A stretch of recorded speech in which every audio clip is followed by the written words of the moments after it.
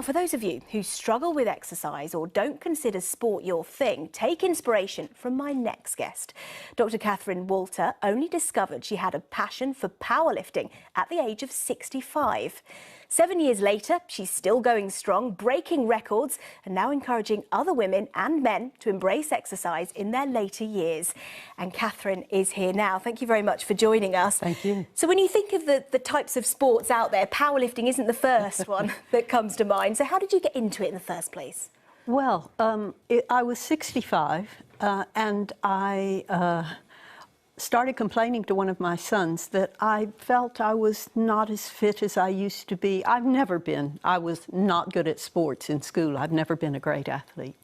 And I couldn't find the time to go to the gym 5 times a week, and I was afraid it was the slippery slope with old age. And he said, "Mom, you don't need to do cardio. You run around enough and up and down stairs and stuff. You want to lift heavy weights with few repetitions, and you'll only have to do it twice a week." Well, that sounded great. So it happens that one of the librarians in my department at Oxford is a powerlifting coach. So I went to him and said, "Am I too old for this gig?" And he said, "Only one way to find out." And I've never looked back. I love it. And what was it like when you first lifted weights? Because it always seems like quite a daunting prospect. Well, I didn't do it on my own. I had my coach, and he carefully inducted me into the form for the lifts. But when I felt myself under the bar with weight on the bar, it felt like that's what my body was made to do. It's a wonderful feeling. Humans have been lifting stuff with their legs and their backs forever. Squatting is something that you find in all societies. It just felt right, especially for somebody like me who's no good at ball sports, who's no good at endurance sports. It was wonderful. Were you ever worried about injuring yourself? Well, I'm a data person. In the list of sports, powerlifting is at the bottom of injuries per 100 hours of sports.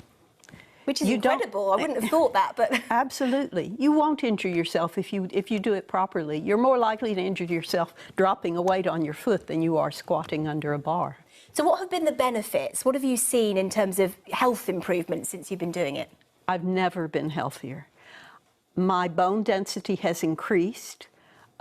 This is something that Miriam Nelson at Harvard found out 25 years ago. She took women between the ages of 65 and 90, got them to lift weights that were challenging for them, gently increasing the weights as they went along, increase their bone density, increase their muscle mass. I have the bone density of a 20-year-old. I have very good muscle mass. I feel healthier than I've ever felt. And it makes you think about things in different ways, too. I'm more interested in what my body can do than in what my body looks like.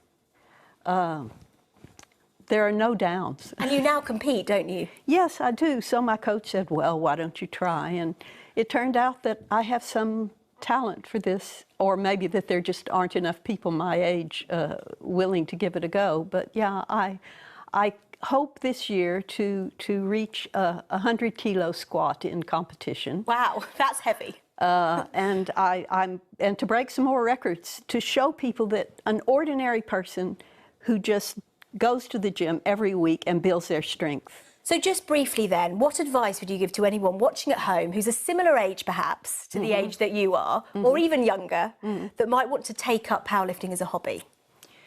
Find a good gym. Find a good coach, make sure that you go regularly, and little by little you'll get stronger and stronger. Dr. Catherine Walter, thank you so much for coming and talking to us. Thank you.